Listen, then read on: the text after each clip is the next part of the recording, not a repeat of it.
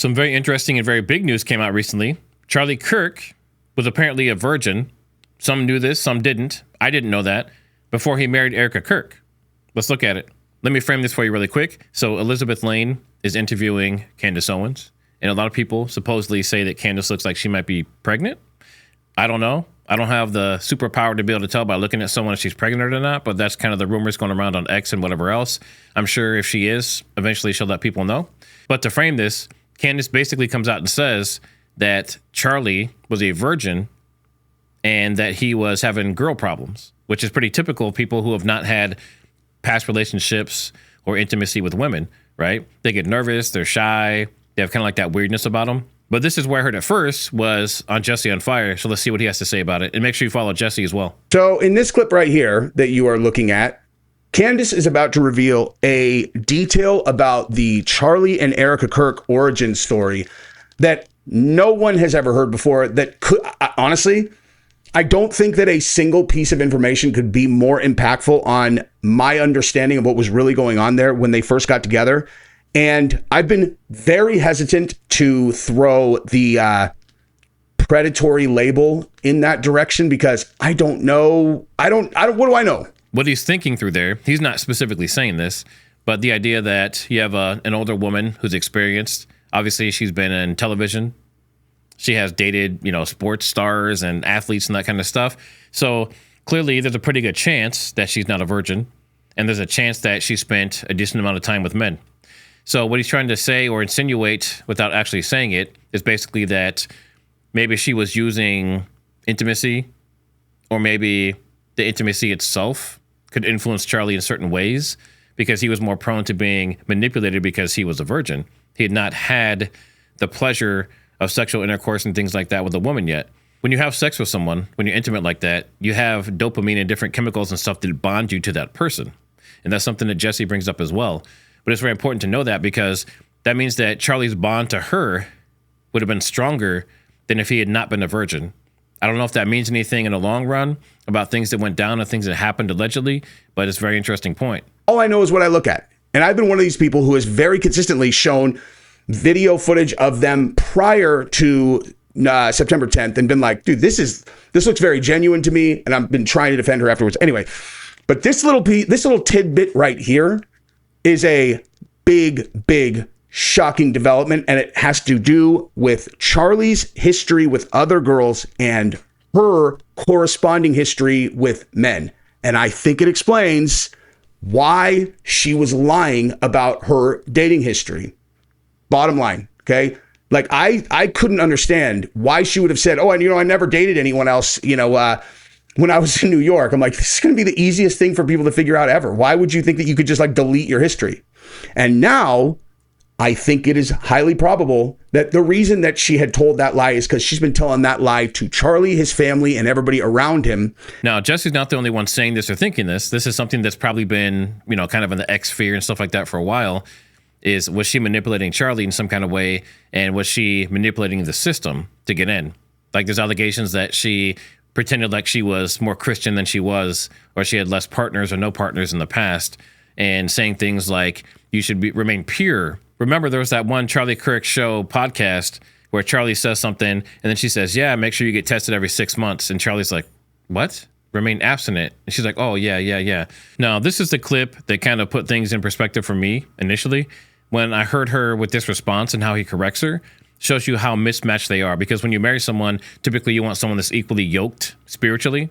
And it seems like they're not on the same page, right? And this kind of goes even more to like him being a virgin and her being a more experienced older woman. So let's listen to this and it'll kind of give away what I'm talking about. Next question. How would you wait well for a spouse? First of all, this is more of like a health standpoint. Get your blood work done every 6 months. Don't have sex before you get married. Don't have sex before you get married. Did you hear that? So he says, how would you prepare and wait for your spouse? And she goes to the default for people who have slept around in the past, allegedly, right? I don't know if she did or not, but I've known people in my personal life who were that way. And kind of their motto was like, hey, I'm good. I get tested every 6 months so I can sleep with whoever I want. Well, we know that's not how STDs and stuff work. But getting back to the point, if you're saying you're getting tested every 6 months, that means that you're sexually active enough that you have to keep testing. If you're with the same partner and that partner's just with you, you don't have to get tested every 6 months. So he corrects her and he says, hey, wait, no. He's like, don't have sex before marriage. That goes to show you how different they really were. Really be intentional about growing down before you grow up and out, meaning make sure that your heart is so rooted in Christ. Make sure that you're reading the Bible every single day. Now, I'm not going to play this whole thing, but it's interesting how they say, how do you prepare for the person you're going to marry? And she says, get tested every 6 months. Charlie corrects her and he says, no, don't have sex before marriage. And she goes, oh, yeah, and kind of like pauses for a second. And then now she's going into this like whole like, seek Jesus together and make sure you're praying every night, reading the Bible. So it's almost, I don't know if she's trying to cover for that previous answer, but it's just interesting. It's an interesting dynamic to see how different they really were from each other. And by the way, I had to search all over TikTok to find that clip because that original clip, as well as like 10 or more other minutes of that original like 54-minute or 57-minute interview or that podcast they did together, I can only find 37-minute ones now. So I think they scrubbed that.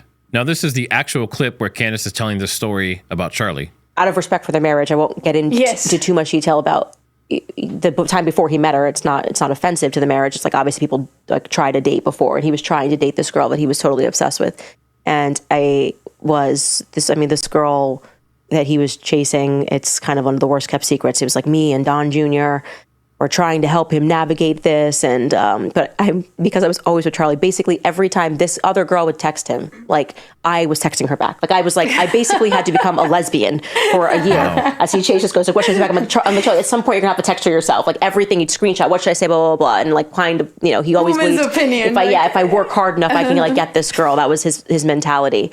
And he was just obsessed with her. Like reading back on those messages of this girl who then became one of my best friends and was in my wedding because of how much I felt like I was chasing her,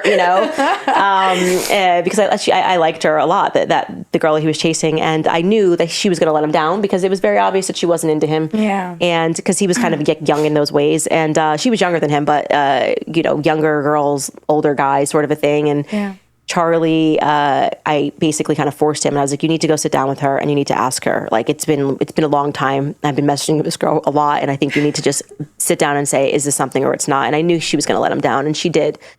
And he was heartbroken about it. I mean, like truly, truly heartbroken about it. And as someone who viewed him as a little brother, obviously you don't, like, I wanted to like find, like, just like, Charlie, it's okay. Like, you're going to find a girlfriend, whatever.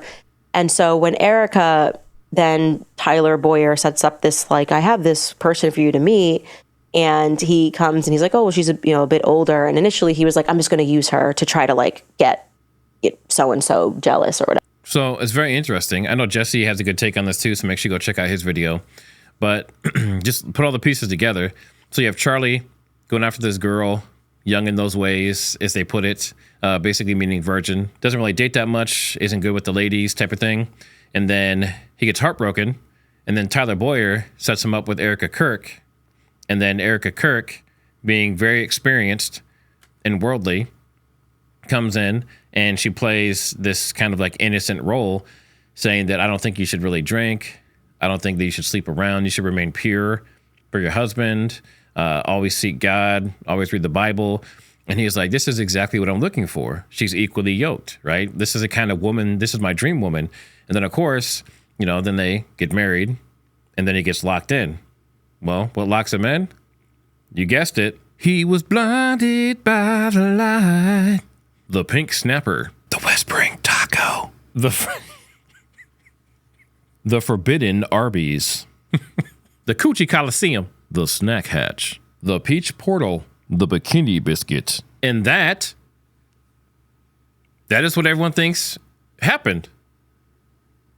I'm not saying that Erika Kirk was nefarious in what she did, but this explains Charlie's demeanor. This explains why he was going a certain direction, why he was battling things internally.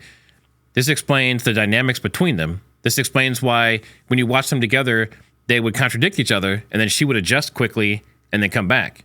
Like we saw in the clip, the question was, what do you do to prepare for a marriage, to get ready to marry someone? And she's like, you test every 6 months. What? Test every 6 months? I'm sitting here looking through the Bible. Like, what Bible verse says, thou shalt get tested every 6 months before marriage?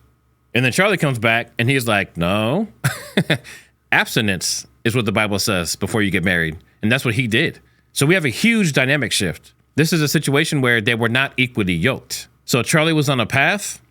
He was introduced to Erika, and now he's on a different path.